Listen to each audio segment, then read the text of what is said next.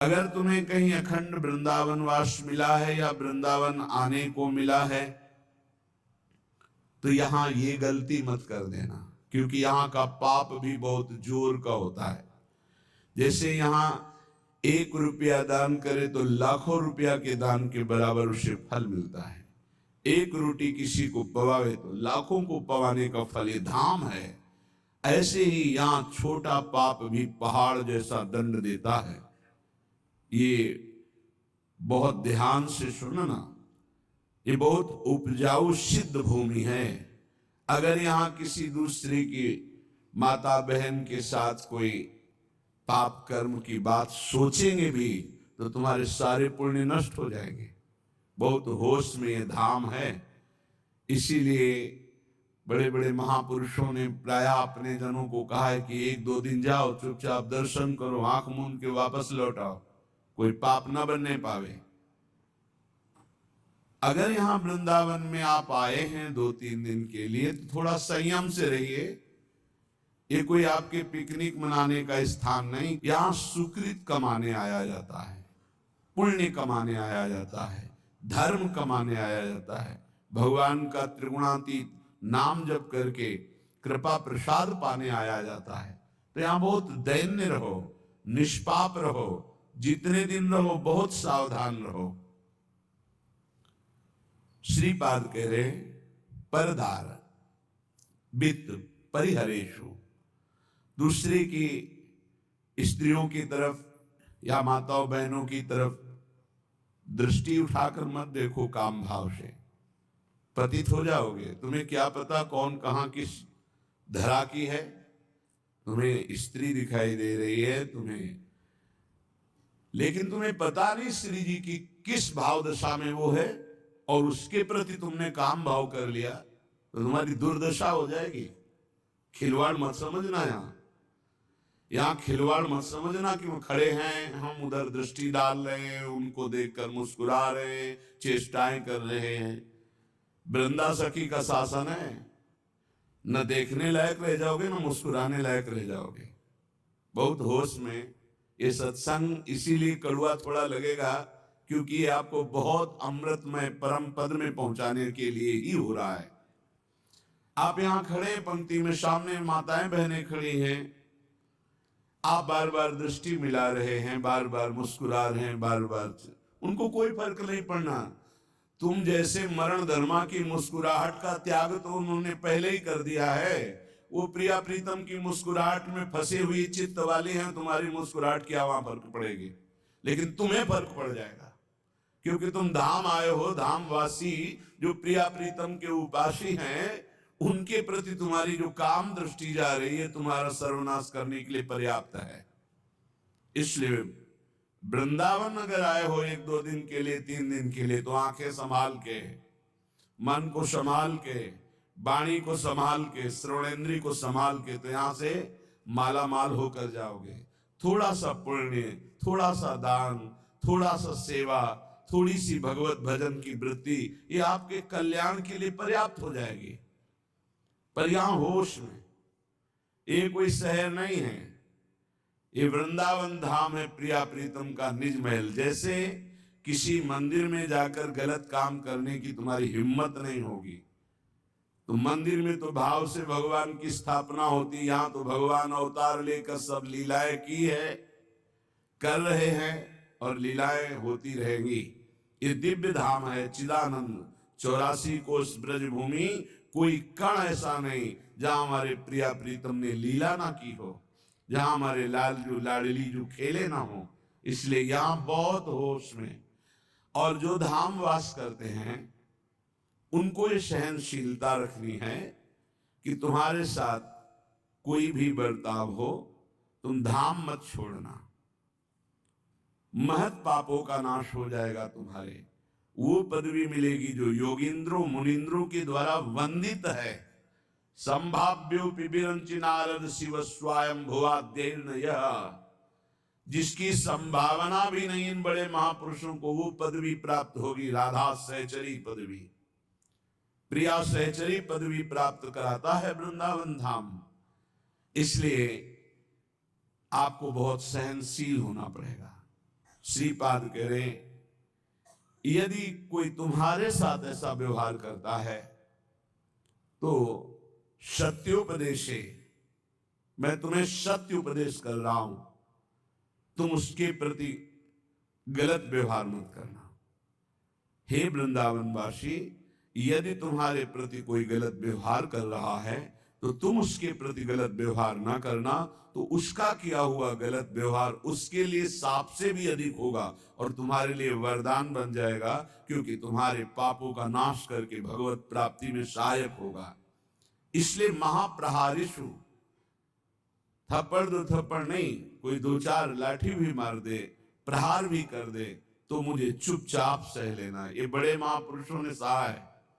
पंडित रामकृष्ण बाबा की सीधी खोपड़ी में लाठी मारी, खून खून ऐसे रक्त रंजित हो गए, कुछ नहीं बोले। इतने सिद्ध महापुरुष जो बचपन में गोविंद देव के साथ गोली खेलते थे, कंचा गोली बचपन में ठाकुर गोविंद देव जी के साथ खेलते थे, ऐसे सिद्ध महापुरुष को यही ऐसा प्रहार किया शांत भाव से। एक बड़े महापुरुष बता रहे थे कि प्रातःकालीन यमुना जी की पावन अवगाहन आचमन करके समीप बैठे हुए थे। इतने में 4 लोग आए, बोले पैसा दे बाबा। हाँ, मेरे पास तो है नहीं, क्योंकि ऐसा अकिंचन स्वरूप है। मार डंडो मार डंडो, जय राधा वल्लभ लाल, जय राधा वल्लभ लाल, जय राधा वल्लभ लाल। हमने कहा फिर प्रभु उनका तो सर्वनाश हो जाएगा। बोले नहीं, प्रियाजू के पार्षद हैं, आए देखते थे देहाभिमान कितना है, बस उसी का। नहीं नहीं, उनका मंगल नहीं हो सकता। ये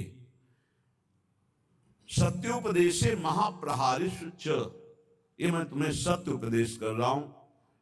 कोई किसी भी तरह का मंगल तुम्हारा करे, तुम वृंदावन वासी हो तो चुप रहना। यहाँ के शासनकर्ता देख रहे हैं, तो तुम्हारा मंगल हो जाएगा चुप रहने से। और जो कर रहा है अवश्य में भोक्तव्यम कृतम कर्म शुभाशुभम, उसको भोगना पड़ेगा। नहीं वृंदावन वासिषु दोषम पश्यन्ति चिदघनेषु धीराः। यदि ऐसा तुम कर गए कि वृंदावन वास करने वाले के दोषों को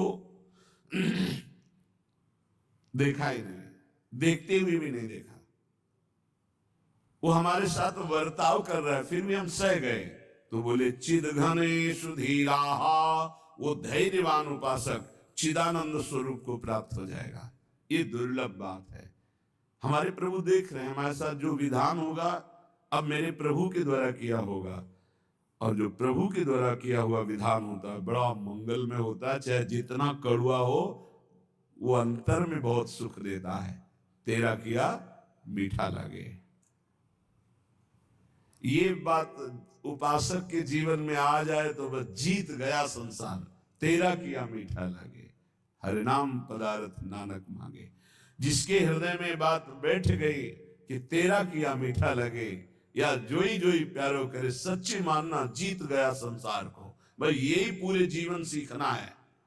साधना इसी बात की पूरे जीवन है कि ये हमारे हृदय से आ जाए, मेरी हस्ती मिट जाए, मेरा आपा नष्ट हो जाए, मेरा महत्व नष्ट हो जाए, और ये बात जोई जोई प्यारो करे सोई मोई भावे, तेरा किया मीठा लगे। जीव जीव राखत हो त्यो त्यो रहियत हो हरि। भाई इतना ही केवल पाना है। इतना आ गया तो आप परम सिद्ध समता प्राप्त महापुरुष हो जाएंगे। श्रीपाद कह रहे, वृंदा कानम कानने सुभगता न स्तोति यत्वाम सदा, किं तद्देहम अपास्य गेह ममताम यन्न त्वयि न्यस्यते, किं तत्पौरसमौरसम च तनयम। बहुत बड़ी निष्ठा। विक्रियन स्थीयते येन त्वय्यथ तत्त्ववित् स खलु को यस्ते तृणम नाश्रिते। भाई मैं बहुत आंतरिक बात कह रहा हूं, यदि समझ पाए श्रीपाद प्रबोधानंद ने। मैं तुम्हारी स्तुति करूंगा यदि तुम ऐसा कर लिए। क्या श्री धाम वृंदावन का आश्रय ले लो, बेच के कर लो, या शरीर संबंधी भोगों को बेच दो, या शरीर संबंधी रिश्तों को बेच दो। हम उनकी खुल की व्याख्या हरिराम व्यास जी और इनकी नहीं कर सकते, क्योंकि कलिकाल है, उसका अर्थ नहीं समझ सकते। अनर्थ जो यहां कह रहे हैं, किम तत्पौरुषम औरुषम च तनयम, निज प्रकट को किया हुआ पुत्र पुत्री, विक्रियम न स्थीयते। वो हरिराम व्यास जी का भी पद है, लेकिन उतनी निष्ठाएं नहीं, इसलिए उसको गुप्त रखा जाता है। लोग उपहास करेंगे ऐसी बातों का। निश्चित मानो मनुष्य जीवन का जो परम लाभ है, बिना भगवत प्रेमी महात्माओं के संग के प्राप्त नहीं होता। अब भगवत प्रेमी महात्माओं का संग बड़ा दुर्लभ है। जैसे हीरे की बोरियां नहीं होती,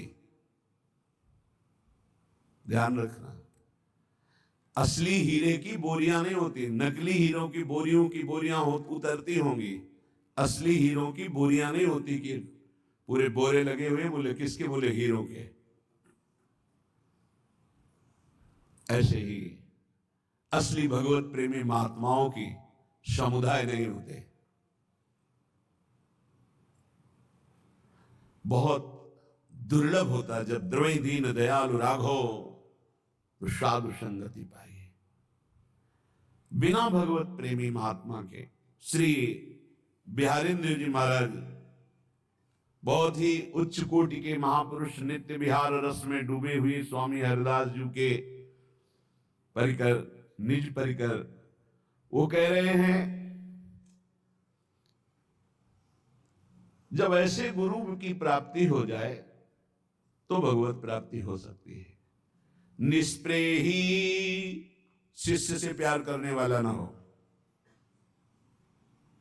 और शिष्य तन मन प्राण समर्पित करके आसक्त हो गुरु पे। गुरु कैसा हो? निष्प्रेही। भगवान ने कहा भक्त कैसा हो? निरपेक्षम मुनिम शांतम निर्वैरम समदर्शनम तो अनुब्रजाम्य हम नित्यम पुयत्य गुरेणु भी। ऐसे भक्त के पीछे मैं घूमता हूं कि चरण रज पड़ जाए। पहला है निरपेक्ष, किसी की अपेक्षा न रखने वाला। गुरु कैसा होना चाहिए? निष्प्रेही, बिल्कुल किसी से कोई भी अपनापन नहीं, शिष्य से उदासीन, निरपेक्ष, और शिष्य उतने गुरु से आसक्त। गुरु निरपेक्ष और शिष्य आसक्त। और कलयुग का प्रभाव, गुरु आसक्त तो शिष्य निरपेक्ष, उल्टा दिखाई दे रहा है। ए भैया भजन कर ले, काहे को ऐसा करता है? वो समझते हैं कि इनकी गरज है, उनके दुलार को नहीं समझता। उपकारी गुरु वो निरपेक्ष इसीलिए है कि आरत और अधिकारी जब पावे गूढ़ो तत्व न साधु दुरावे। जब तुम गुरु आसक्त होगे तभी तुम वस्तु प्राप्त कर लेते। कल एक प्रश्न हुआ था कि जैसे मैं हृदय से आपको गुरु मानती, तो क्या हृदय से आप हमें शिष्य मानते हैं? कदापि नहीं, किसी को भी नहीं। क्या बात करते हो आप? किसी को मानते नहीं। हम साक्षात श्री जी का निज स्वरूप मानते हैं। आप हमारे प्रभु, हमारे प्रियालाल हैं, हमारे पास आए बस। तो शिष्य श्री जी के, तो आप नौकर। आपकी बात श्री जी तक, श्री जी की बात आप तक। गुरु श्री जी हैं, हम उनके दास हैं, उनके सेवक हैं। उनकी बात आपको बता दी, आपकी बात उनको बता दी। गुरु वही है। बोले हम तो आपको गुरु मानते हैं, ये आपका भाव है। आप हमें क्या मानते हैं? साक्षात प्रभु, इसके अलावा कुछ नहीं। आप हमें क्या मानसी से आप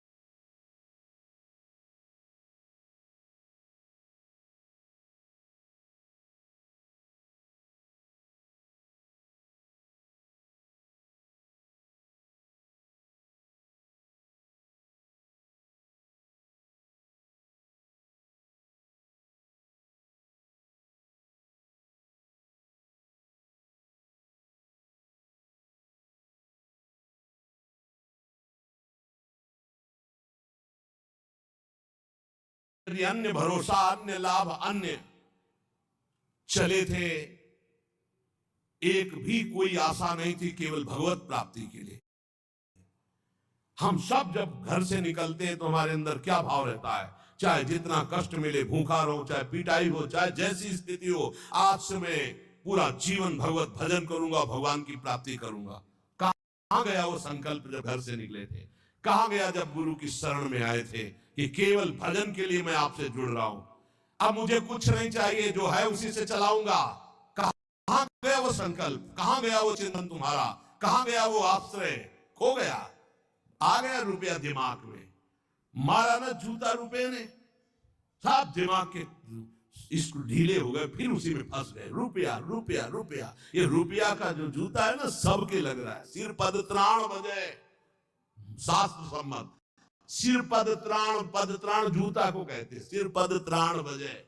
दृढ़ विश्वास रखकर नाम कीर्तन, नाम जब कोई भी मिले हमसे, हमारा उद्देश्य उसका मंगल करना होना चाहिए, रुपया लेना नहीं होना चाहिए। उस जीव का मंगल कैसे हो, उस जीव का दुख कैसे नष्ट हो, वो विपत्तियों से कैसे मिले, इस बात के लिए कोई संत महात्मा के पास जाता है। हमारा उद्देश्य उसको सुख देना है, ना कि उससे सांसारिक लाभ लेना है। अगर सांसारिक लाभ लेना है तो हमें लगता है बंद कर देना चाहिए सब प्रवचन। एकांत बैठकर पहले भजन करो और समझो कि जीवन का लाभ किसे कहते हैं। भगवान शंकर बोल रहे, हे उमा संत समागम समन लाभ कछुआन। तो संत समागम का फल क्या है? संस्कृति का रमता, संसार चक्र का नाश हो जाना। इसलिए हम आप सबसे प्रार्थना करते हैं, जो वैरागी जन है और जो गृहस्थ जन है, आप भी पैसे का व्यवहार बहुत सोच समझ कर कीजिए। जहां अत्यंत आवश्यक है, कोई बीमार है, कोई घटना में असमर्थ है, उसका सहयोग कीजिए। कोई भूखा है, भोजन दे दीजिए। रुपए के बल पर अध्यात्म सुनना ना चाहे, रुपए का बढ़ावा देकर अध्यात्म खरीद सके, ऐसा कोई है ही नहीं। अध्यात्म हमारे शास्त्रों में ऐसा नहीं कि आप पैसे से खरीद सके। किसी महात्मा की कृपा रुपए से असंभव। किसी को रुपए से तोड़ सके, घसीट सके, छीन सके या खरीद सके, असंभव। इसलिए रुपया का भाव अंदर से गौर करो, भजन का भाव मुख्य रखो, तभी मंगल होगा, हमारा भी और आपका भी। ये जीवन केवल भगवत प्राप्ति के लिए सिर्फ बार बार प्रार्थना। ये पापी रुपया घुस गया दिमाग में, जिसको देखो वही अगर झुक के प्रणाम कर दो तो बस शर्त सामने रख दी गई, ये कर दो, ये कर दो। ये हमारा कभी कभी मन में आता है, बंद करो ये सब। केवल रुपया प्रधान रह गया संसार में, रुपया। अरे साधु महात्मा फल फूल जंगल के खा करके और फिर शास्त्रों का ऐसे ज्ञान बांटे थे। आज हम उन्हीं के वंशज हैं, आज हम उन्हीं ऋषियों की परंपरा में हैं। केवल रुपया, ये आप अपना बढ़ावा भी न दें ऐसे असत भाव का।